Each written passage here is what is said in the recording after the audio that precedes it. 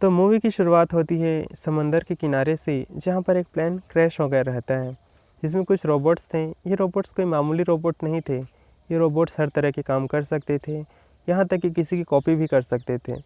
ज़्यादातर robots crash के वजह से टूट चुके थे, पर एक सेफ रहता है, जिसे एक समुंदर का जानवर जो ज़मीन पर भी रहता है गलती से ऑन कर देता है।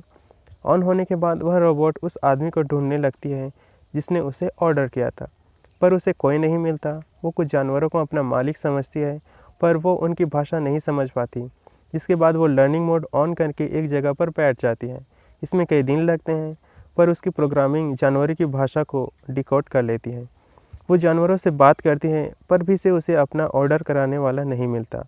जिसके बाद हताश होकर रोज़ एक पहाड़ पर चढ़कर अपना मैन्युफैक्चरिंग कंपनी के पास लौटने के लिए अपना रिटर्न ट्रांसमीटर ऑन करती है, पर बिजली के शॉक लगने की वजह से वो नीचे गिर जाती है और रिबूट होने लगती है। वहीं पर कई सारे रकून्स पहुंच जाते हैं और उसके पार्ट्स को इधर उधर लेकर भागने लगते हैं। इसी छीना झपटी में उसका पावर कोर भी टूट जाता है और एक रकून उसका ट्रांसमीटर लेकर भागते हुए भालू की गुफा में घुस जाता है। रोज़ को उसका ट्रांसमीटर तो मिल जाता है, पर भालू उसके पीछे पड़ जाता है। उससे बचते बचते रोज़ एक ढलान से नीचे गिर जाती है और एक गूस के घोंसले पर जा गिरती है। इस एक्सीडेंट में गूस की मौत हो जाती है, पर उसका एक अंडा बच जाता है। इसमें से एक छोटा सा गूस निकलता है और वो गूस का बच्चा रोज़ को ही अपनी मॉम समझने लगता है। अब क्योंकि रोज़ एक रोबोट थी, उसे पता नहीं था कि माँ होना क्या होता है और एक बच्चे की परवरिश कैसे की जाती है। अब क्योंकि उसके पास कोई काम नहीं था, वह अपनी कंपनी यूनिवर्सल डायनेमिक्स में वापस लौटने के लिए अपना ट्रांसमीटर फिर से ऑन करती है, पर वो बच्चा ट्रांसमीटर ही तोड़ देता है। पर जब एक चूहे जैसा जीव उसे उस गूस के बच्चे को संभालने की जिम्मेदारी देती है, तब रोज़ उस बच्चे को संभालना ही अपना काम मान लेती है। पर उसे पता नहीं था कि बच्चे की देखभाल कैसे करनी है। इसलिए उसके बाद उसकी दोस्ती एक लोमड़ी यानी फिंक से होती है, जो उस बच्चे को खाने, तैरने और उड़ना सिखाने में रोज़ की मदद करने वाली होती है। फिंक के दिन भी बड़े मज़े से गुजरने लगते हैं, क्योंकि जहां उसे खाना ढूंढना पड़ता था, अब रोज़ की मदद से उसे आसानी से खाने को मिल जाता था। पहले वो बच्चे को कुछ खाने को देते हैं, फिर बाद में रोज़ उसके लिए एक बड़ा सा घर बनाती है, जिसमें कि वो उस गूस के बच्चे का ख्याल रख सकें। रोज़ उस बच्चे का नाम ब्राइट बिल रखती है। अब देखते ही देखते ब्राइट बिल बड़ा हो जाता है। अब बारी थी ब्राइट बिल को तैरना सिखाने की, जिसके बाद ब्राइट बिल को रोज़ झील में तैरने के लिए छोड़ देता है। ब्राइट बिल झील में तैरने की कोशिश करने लगता है, जहाँ पर उसकी मुलाकात उसके जैसे ही अन्य गुस्लिंग से होती है, जो उसके साथ बदतमीज़ी करने लगते हैं।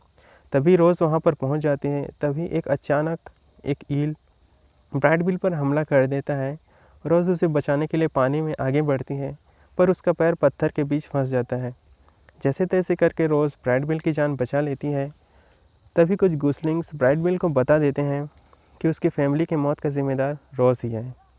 असल में जंगल के ज़्यादातर जानवर रोज़ को राक्षस समझते थे और उससे नफरत करते थे। ब्राइट बिल रोज़ से सवाल करता है, क्या सच में उसके फैमिली की मौत की जिम्मेदार वही है? जिस पर रोज़ उसे बताती है कि वो एक एक्सीडेंट था और उसने ऐसा जानबूझकर नहीं किया था। तब भी से ब्राइट बिल रोज़ को खरी खोटी सुनाकर उससे नाराज़ होकर वहाँ से चला जाता है। जिसके बाद रोज़ उस जगह पर जाती है जहाँ पर उसका प्लेन क्रैश हुआ था।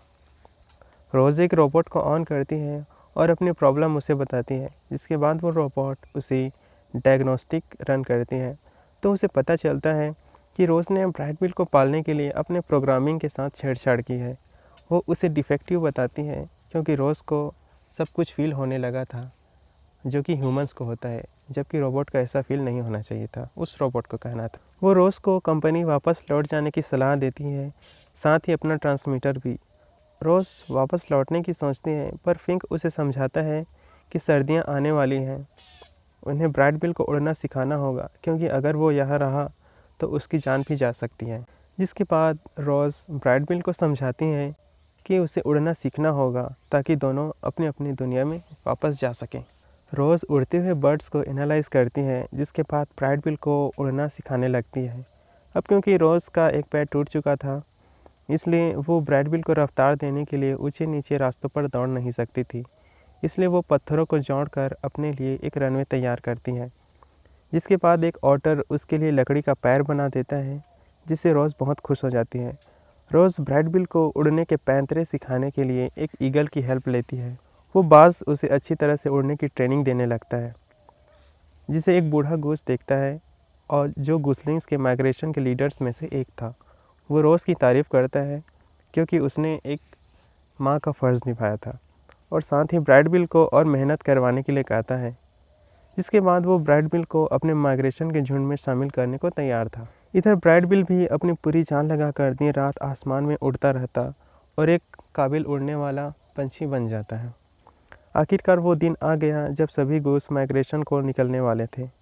रोज़ ब्राइट बिल को झुंड के पास लेकर जाती है, जहाँ वो बूढ़ा गोसलिंग पहले से मौजूद था। ब्राइट बिल का वेलकम करता है और साथ ही कहता है, आज जो तुम भी हो रोज़ की वजह से हो। उसने ये उड़ान तुम्हें गिफ्ट में दी है। जिसे सुनकर रोज़ भावुक हो जाती है और उनसे विदा लेती है, पर ब्राइट बिल रोज़ को आखिरी बार अपने आप को रफ्तार देने के कहता है। ब्राइट बिल के आंखों में भी रोज़ से दूर जाने का गम साफ झलक रहा था, जिसके बाद ब्राइट बिल अपने सफ़र पर निकल पड़ता है। अब क्योंकि हर तरफ बर्फ़ गिरना शुरू हो चुका था, ठंड बढ़ चुकी थी, इसलिए सारे जानवर अपने अपने जगहों पर छिप रहे थे ताकि वो ठंड से बच सके। अब रोज़ के पास भी कोई काम नहीं बचा था, इसलिए वो पहाड़ी पर चढ़कर अपना रिटर्न ट्रांसमीटर एक्टिवेट कर देती है, जिससे उसका सिग्नल ह्यूमंस को मिल जाता है। माइग्रेशन के सफ़र के दौरान काफ़ी ज़्यादा बर्फ़बारी हो रही थी, इसलिए ठंड से बचने के लिए सारी गोसलिंग्स एक कंपनी के अंदर घुस जाते हैं। ये वही कंपनी थी जहाँ रोज़ खुद बनी थी। पर रोबोट्स उन्हें देख लेते हैं और उन पर हमला करना शुरू कर देते हैं। बूढ़ा गोसलिंग्स ब्राइट बिल को झुंड की कमान सौंप कर रोबोट्स का ध्यान बटाने की कोशिश करता है। सारे गोसलिंग्स तो बच जाते हैं, पर वह बूढ़ा लीडर रोबोट के हाथों मारा जाता है।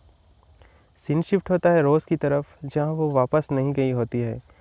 फिंक भी वहीं होता है क्योंकि बाहर बहुत ख़तरनाक बर्फ़बारी हो रही थी और बहुत ज़्यादा ठंड चल रही थी। सारे जानवर रोज़ को राक्षस समझते थे, उसे कोई पसंद नहीं करता था।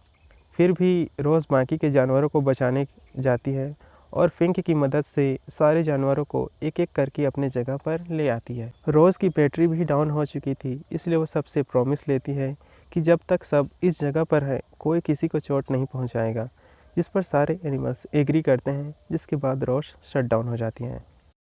सर्दियों का मौसम भी धीरे से ख़त्म होता है और फिर चारों तरफ हरियाली छा जाती है।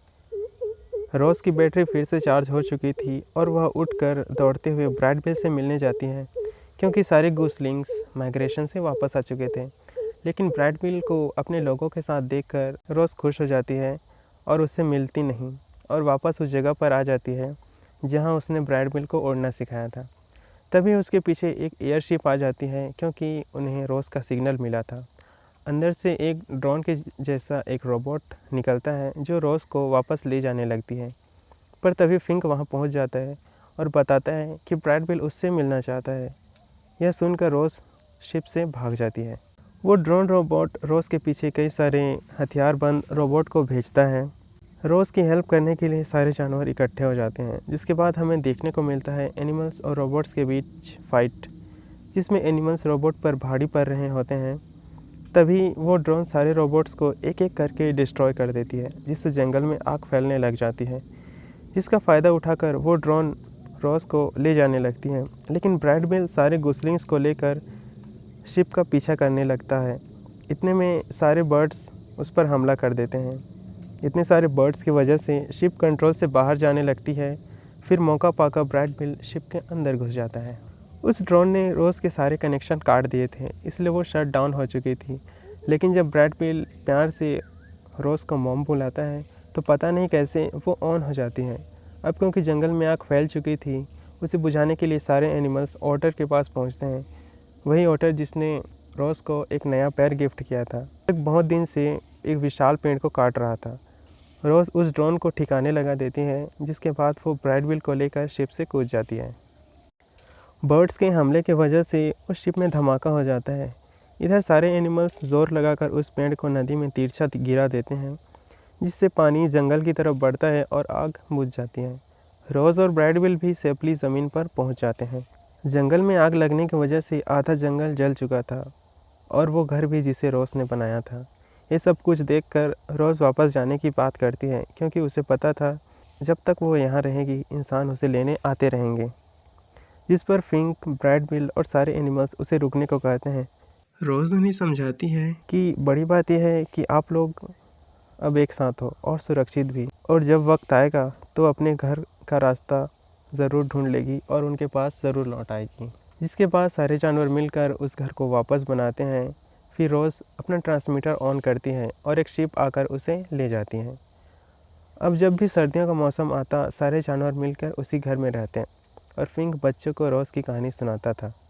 माइग्रेशन के दौरान ब्रैड बिल भी अपने मॉम यानी रोज़ से मिलने जाता। और इसी के साथ ये मूवी यहाँ पर समाप्त हो जाती है।